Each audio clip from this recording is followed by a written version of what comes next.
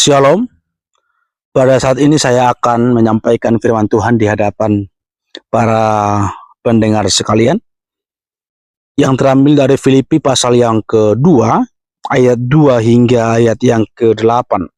Demikian firman Tuhan. Karena itu sempurnakanlah sukacitaku dengan ini, hendaklah kamu sehati sepikir dalam satu kasih, satu jiwa, dan satu tujuan, dengan tidak mencari kepentingan sendiri atau puji-pujian yang sia-sia. Sebaliknya hendaklah dengan rendah hati yang seorang menganggap yang lain lebih utama daripada dirinya sendiri.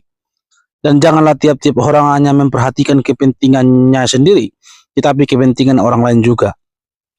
Hendaklah kamu dalam hidupmu bersama menaruh pikiran dan perasaan yang terdapat juga dalam Kristus Yesus, yang walaupun dalam rupa Allah tidak menganggap kesetaraan dengan Allah itu sebagai milik yang harus dipertahankan, melainkan telah mengosongkan dirinya sendiri dan mengambil rupa seorang hamba dan menjadi sama dengan manusia.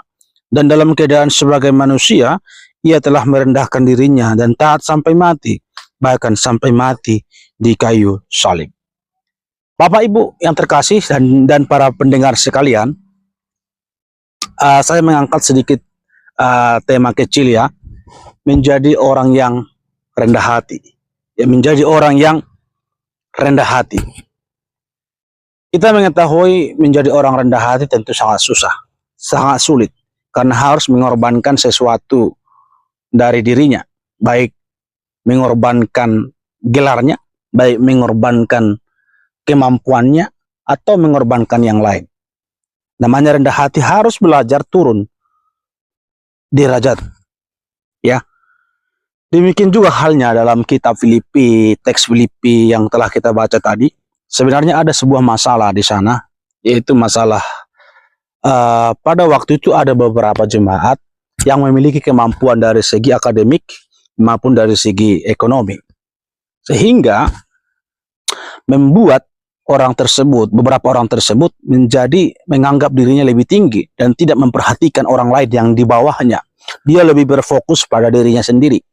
Dia lebih mengutamakan dirinya sendiri dan menganggap dirinya lebih superior dari yang lain, dari jemaat yang lain yang ada di Filipi. Itulah sebabnya Paulus mengirimkan surat ini kepada jemaat di Filipi supaya tidak ada menganggap dirinya lebih utama, menganggap dirinya lebih senior, menganggap dirinya lebih wow, dan lain sebagainya. Karena di hadapan Allah semuanya sama. Kita tahu bahwa surat yang dikirim Paulus ke Filipi ini juga, Paulus dalam keadaan di penjara sebenarnya. Tapi dia rela mengirimkan surat itu supaya terjadi kedamaian, supaya terjadi keakraban di jemaat yang ada di Filipi. Nah, itulah sebabnya dia memberikan satu contoh bagaimana menjadi seorang rendah hati itu. Itulah dia ambil contoh seperti seorang Yesus. Ya, dia jelas bahwa Yesus adalah Allah yang rela merendahkan dirinya sedemikian rupa demi untuk memberikan suatu pengharapan bagi orang percaya. Kita tahu dia Allah, tapi dia harus menurunkan derajatnya menjadi manusia. Bahkan tidak sampai di situ. Dia harus menjadi seorang hamba. Tentu hamba di dalam konteks tradisi Timur Tengah adalah seorang yang tidak berarti, tidak berharga.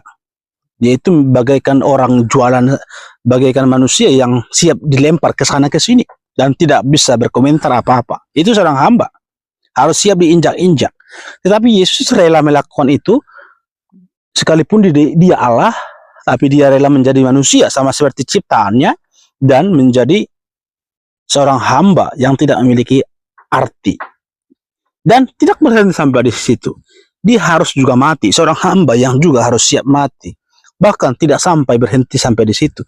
Dia harus matinya di kayu salib. Nah, Alkitab mengatakan bahwa terkutuklah orang yang mati di kayu salib. Artinya, Bapak, Ibu, dan pemirsa sekalian, Yesus menjadikan dirinya yang sebenarnya dia adalah orang yang dia Allah itu sendiri, tetapi dia rela mati, bahkan matinya juga mengenaskan. Demi apa? Demi untuk menolong manusia yang berdosa dan yang percaya kepadanya. Tentu ini merupakan menjadi gambaran yang diutarakan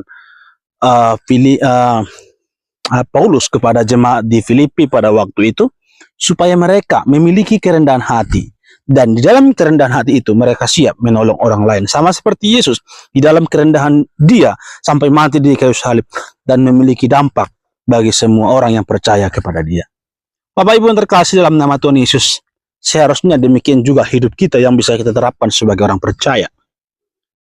Jangan menganggap kita lebih senior, baik di dalam gereja maupun di dalam perkumpulan-perkumpulan tertentu. Kita menganggap kita lebih wow. Ya mungkin karena dari segi pendidikan kita mungkin lebih tinggi. Dari segi harta mungkin kita lebih banyak dibanding orang lain.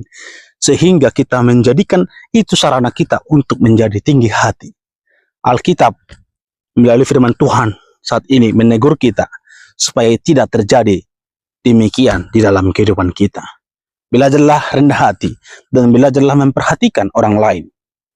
Jangan terlalu mengegoiskan diri sendiri, jangan terlalu mementingkan diri sendiri. Perhatikan orang lain, rendah hatilah.